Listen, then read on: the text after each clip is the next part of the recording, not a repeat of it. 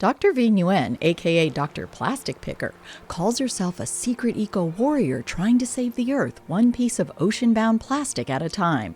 So I'm a pediatrician, I'm a climate change and health advocate, and so the most important thing to me is to let the world know that climate change is a pediatric public health crisis.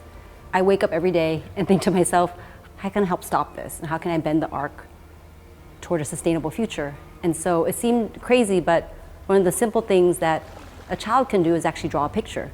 I used marker and I came up with this idea because a lot of people, they dump their waste into the ocean. So then I made the ocean black like it was oil. And in the whale, it's a lot of other sort of plastic trash and stuff that's just bad for animals. But then when it comes out of the black water, the colors change from gray to a brighter blue. That makes it seem more alive in a sense. Looking at climate change through youthful eyes is at the heart of hashtag We Borrow the Earth from Our Children at the studio door.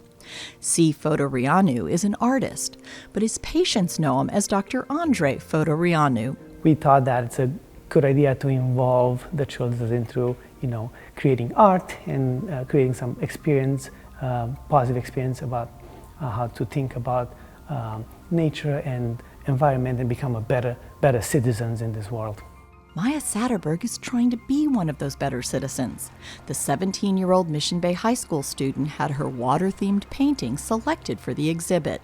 I just portrayed everyone's collective need for water and perhaps the ways we are affecting it, and I've obviously surrounded the whole piece by making waves next to it to show how every aspect is being affected by climate change.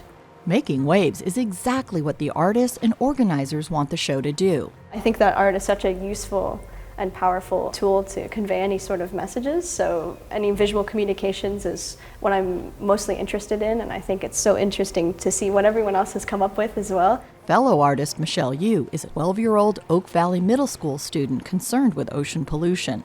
I'm really interested in animals, and a lot of the animals that I like, they're slowly going extinct because of the changing climate and a lot of trash that we dump into their environments.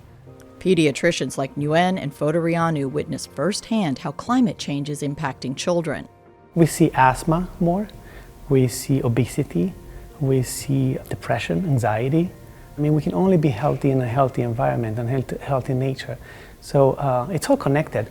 The reason I become a pediatrician is to change things from the start. And so these problems that we see in pediatrics, obesity, plummeting child mental health, it's all connected to the climate. And so when you realize the intersection of climate and health and children and the earth, it just opens the doors and makes us be more creative to kind of deal with these medical problems that kids have. Hashtag We Borrow the Earth from Our Children lets students express simple, clear messages. Children understand fundamentally what we adults make way too complicated.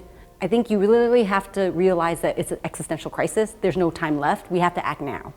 Art can help convey that message. It can also enrich a student's life. Not only does it promote critical thinking and critically engaging with the topics that you're making artwork of, because you have to understand a concept to break it down and then visually communicate it to an audience. But I think also art actually does have a very great transformative power because it allows people to critically engage with the ideas that are being presented. You can engage with the art of both students and professional artists at the studio door with hashtag We Borrow the Earth from Our Children.